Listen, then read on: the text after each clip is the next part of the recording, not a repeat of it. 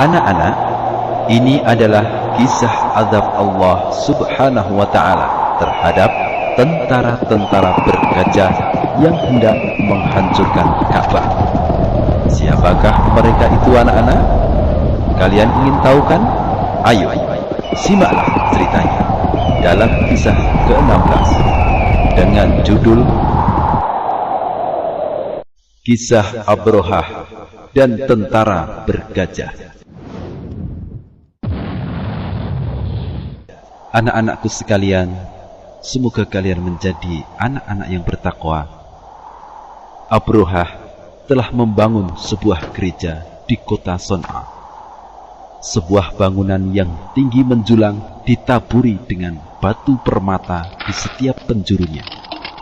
Dia bertekad akan memindahkan warga Arab ke sana, bukan ke arah Ka'bah lagi. Dia menyerukan hal itu di daerah kekuasaannya. Timbullah kebencian di hati orang-orang Arab Adnaniyah dan Qahtaniyah. Bahkan orang-orang Quraisy sangat murka. Sampai-sampai salah seorang dari mereka pergi ke sana dan masuk ke dalam gereja di malam hari, lalu membuat kerusuhan di dalamnya, lalu dia kembali pulang. Hal itu diketahui oleh Abrohah. Kemudian Abrohah bersumpah akan pergi menuju Baitullah di Mekah dan akan merobohkan Ka'bah. Sedangkan menurut riwayat Muqatil bin Sulaiman disebutkan bahwa ada seorang pemuda Quraisy masuk ke dalam gereja itu lalu membakarnya. Padahal ketika itu angin bertiup sangat hebat, lalu terbakarlah gereja besar itu dan roboh ke tanah. Selanjutnya Abrohah membawa bala tentara yang sangat banyak dan ikut pula bersamanya seekor gajah yang sangat besar badannya, namanya Mahmud. Warga Arab bertekad mempertahankan Ka'bah. Keluarlah Dzu Nafar bersama kaumnya. Dia adalah salah seorang pemuka dan raja Quraisy.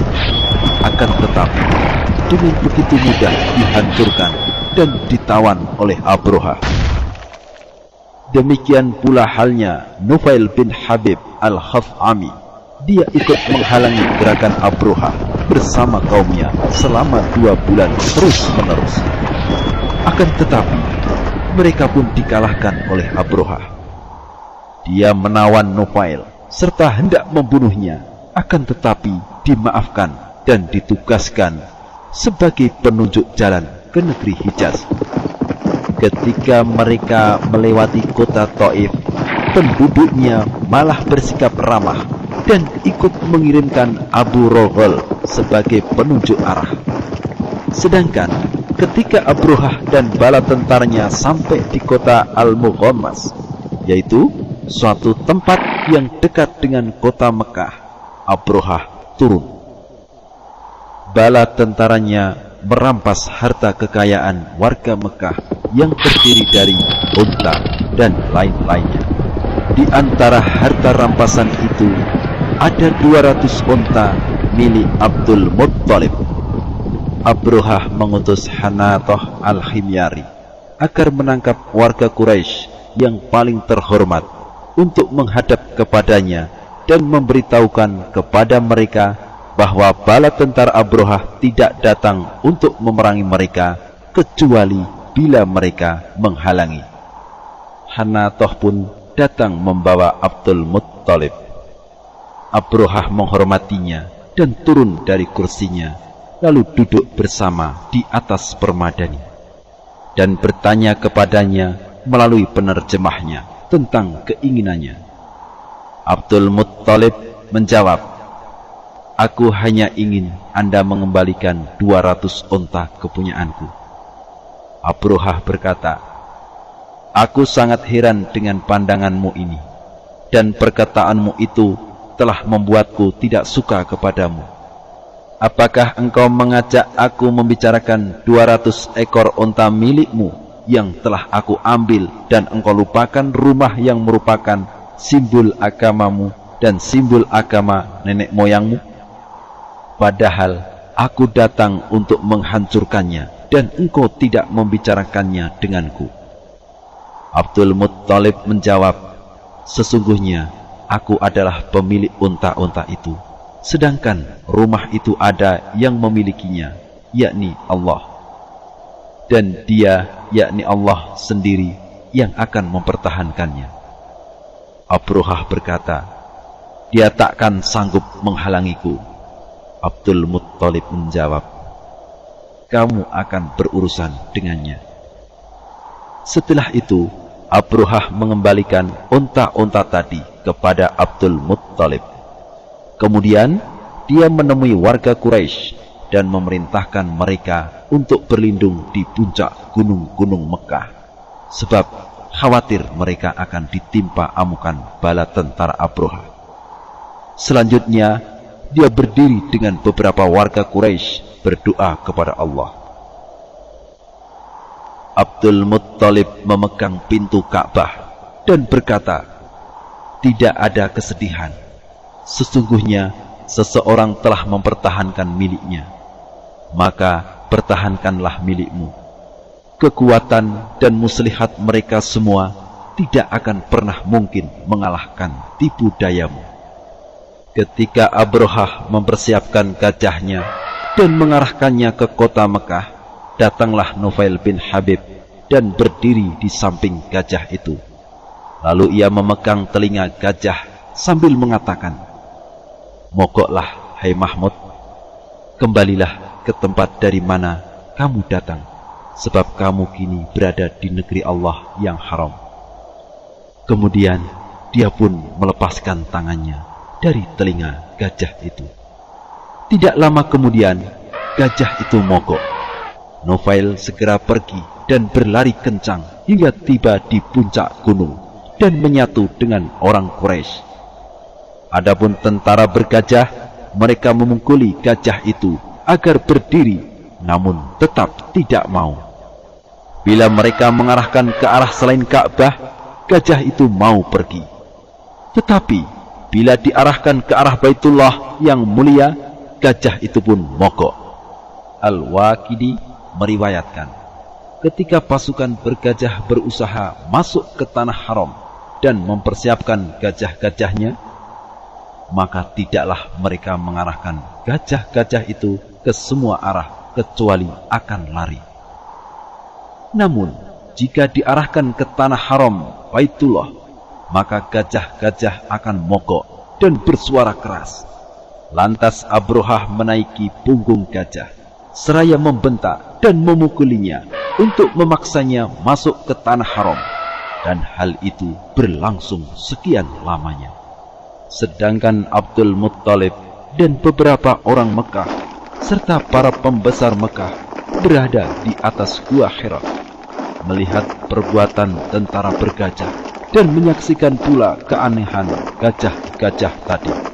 Ibnu Abi Hatim rahimahullah meriwayatkan dengan sanadnya bahwa Ubaid bin Umair berkata, ketika Allah hendak membinasakan bala tentara bergajah, dia mengutus sekawanan burung ababil kepada mereka yang bermunculan dari lautan seperti burung-burung penyambar. Setiap burung membawa 3 buah batu, 2 batu di kedua kakinya dan satunya lagi di paruhnya. Burung-burung itu datang tepat di atas kepala-kepala tentara bergajah, kemudian bersuara dan melemparkan bebatuan yang di kedua kaki dan paruhnya itu. Ketika itu tidak ada satu batu pun yang menimpa kepala seseorang, melainkan batu itu akan keluar dari tubuhnya, dan tidak satu batu pun yang menimpa tubuh seseorang, melainkan akan keluar dari sisi yang sebelahnya. Di antara mereka ada yang langsung mati, dan ada yang berjatuhan daging-dagingnya sepotong demi sepotong, dan mereka itulah bala tentara yang melarikan diri. Allah membinasakan mereka secara keseluruhan. Tidak ada seorang pun yang kembali pulang menceritakan peristiwa mengerikan itu melainkan dalam keadaan luka parah, sebagaimana terjadi pada Abrohah.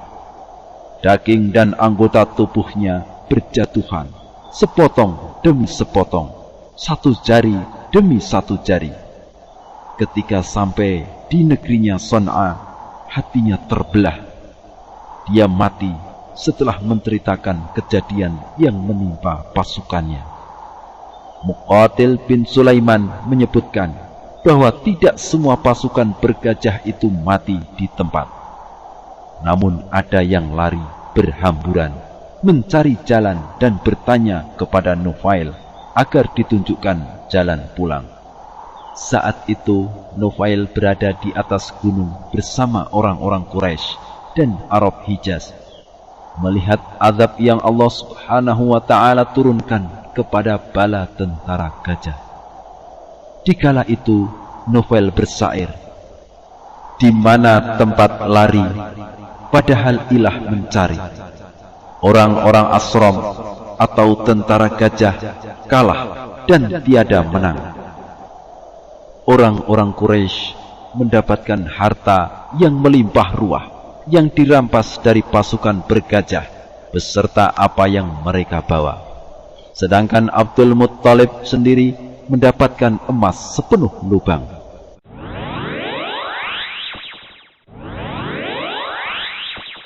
Adik-adikku sekalian, calon generasi-generasi Quran dan Sunnah, tadi adik-adik sudah mengikuti kisahnya Abrohah dan tentara bergajah.